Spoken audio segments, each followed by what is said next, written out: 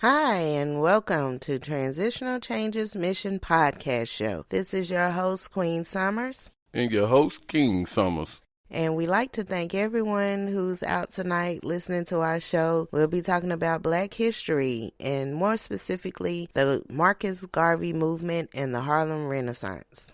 And you know me, I'm going to keep it up to date with the modern time and try to blend in what's going on in this short month of the Black History Month. We're going to have some discussions about just how things are right now. And if this is your first time visiting, or your 10th time visiting, or your 35th time visiting, we want to say welcome and thank you for listening this evening.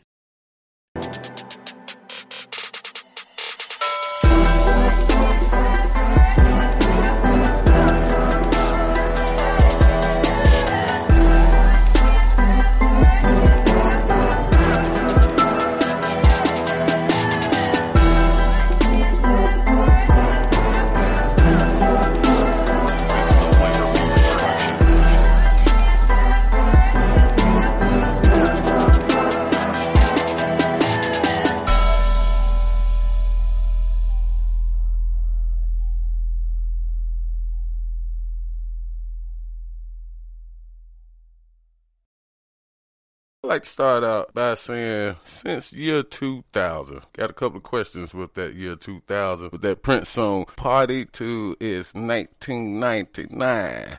And when that year came in, a lot of things started happening with fear. People was thinking year 2K was coming in, which it did, the world was finna end, and all kind of stuff. But as we stepped into the millennium years, to me, things started dramatically changing. You had 9/11, we done went through a recession, first black president, and then, President Donald Trump, and first African-American, Asian vice president, female. Right. And so I'm going to rewind you back. And many African-Americans became disillusioned following World War I. The jobs that they had acquired during the war all but evaporated in the post-war recession, which hit African-Americans first and hardest. The Ku Klux Klan, which had been revived during the war, unleashed a new wave of terror against African-Americans. Mounting competition for jobs and housing often erupted into bloody race riots, such as those that spread over the nation the Red Summer of 1919. In the face of such difficulties, a new Negro developed during the 1920s, the proud, creative product of the American city. The growth of racial pride among African Americans was greatly stimulated by the black nationalist ideas of Marcus Garvey.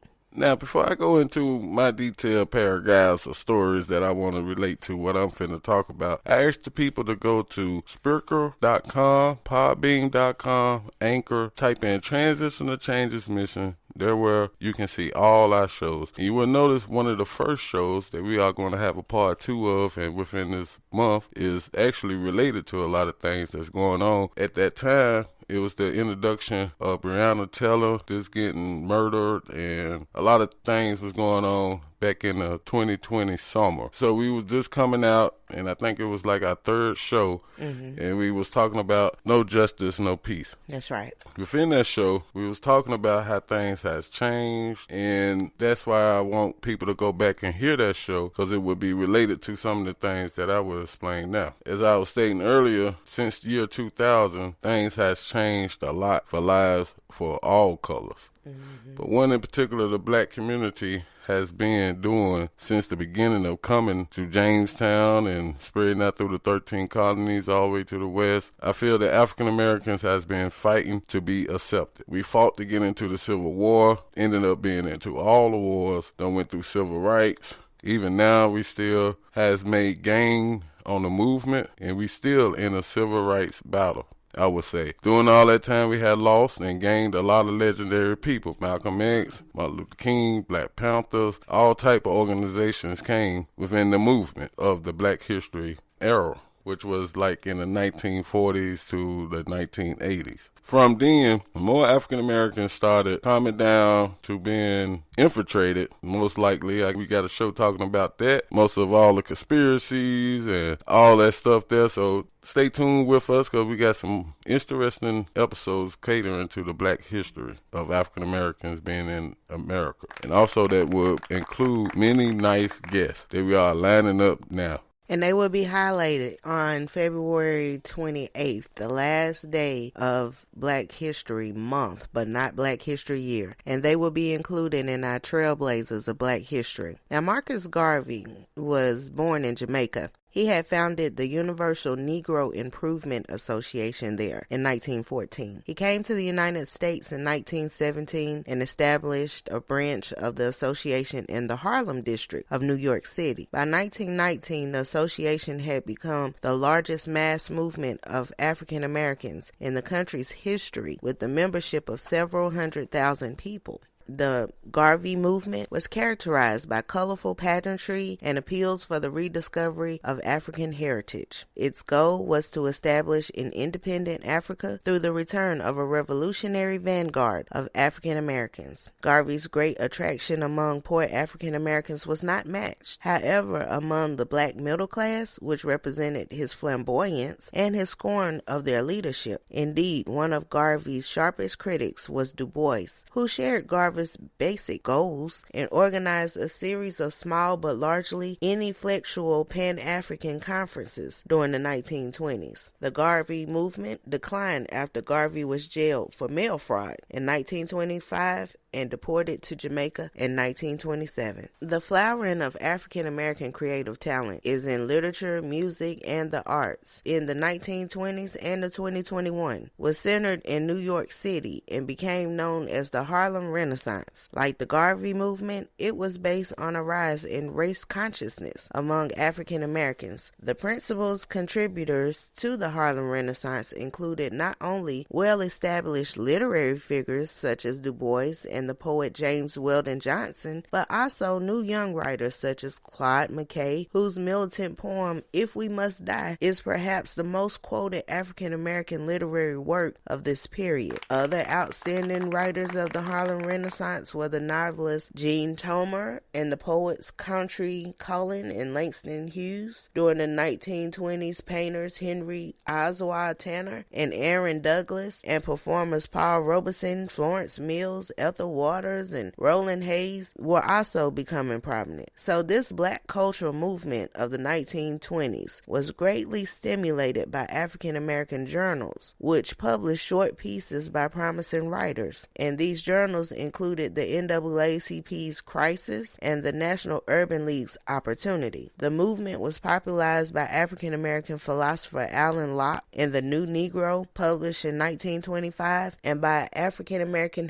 historian Carter G. Woodson. He was the founder of the Association for the Study of Negro, now African American, Life and History, and editor of the Journal of Negro History. For all the knowledge of the history, one might say, why did all these groups come up? Try to establish some type of movement. Some wanted to go back to Africa. Black Panthers wanted to be accepted with discipline, recognition of not accepting racism and biased ways. Martin Luther King movement, Malcolm X movement, all kind of movements has been through the history of the United States for African Americans coming to. Right. In Justice No Peace, I described that there was a reason why when you start going into the research of these groups, some was militant groups or whatever you might call them, it was a logical reason for what they put on TV, why they destroyed them or made them dissolve.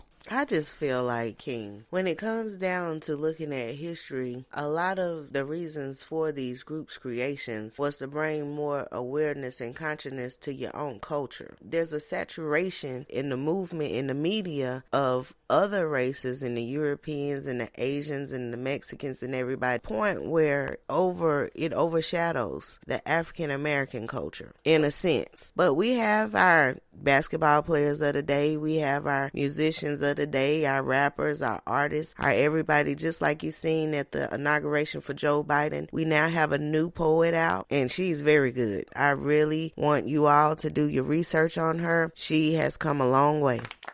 Well, I would say that from my mind state, it looks like they picked and choose and still is picking and choosing. Like the lottery. I feel that the lottery has a lot less minority people winning the lottery than the Caucasians. I might be wrong. But what I was saying was African Americans throughout history seems that they have been battling to be accepted into the economy, into the society of the communities. When America had apartheid going on, Even in Africa with Nelson Mandela. All these things came up with great leaders to fight against it. The question is, if they would have sat back and didn't fight for the rights for the African Americans up into the modern day, I asked the people, where would we be at now? For Rosa Parks sitting in the front seat. For Martin Luther King marching across the bridge in Alabama. John Lewis doing it. All these people fought for a great reason. And I agree to say that if it wasn't for them, the battle still would have been going on. Because one thing about the African Americans, we are not going to sit back. Even with the knowledge of no justice, no peace show, I described that separation is needed. And when Queen Summer said and explained to me about the optimistic of, for the ones that are racist, the DNA is going to fade out of them, and soon within the future, it will be some type of unity. But with your opinion about what I just explained, you can write to us at tcmissionspeaks@gmail.com, or you can write a message at transitionalchangesmission.wordpress.com.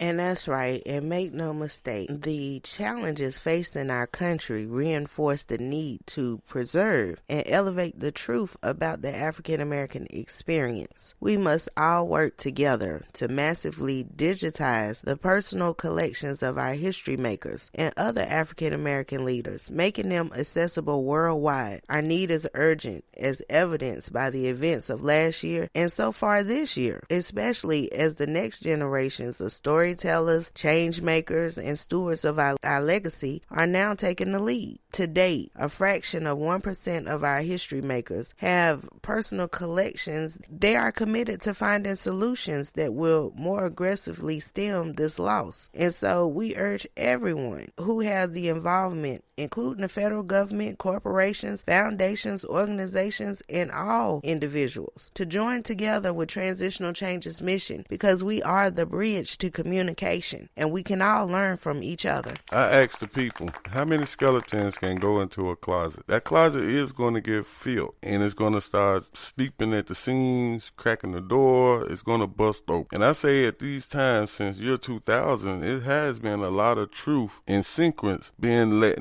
be known. A lot of conspiracy shows been coming on about like JFK conspiracy. All these conspiracies or classified documents are skeletons being put in a door or in a closet or in a safe house or at Area 51.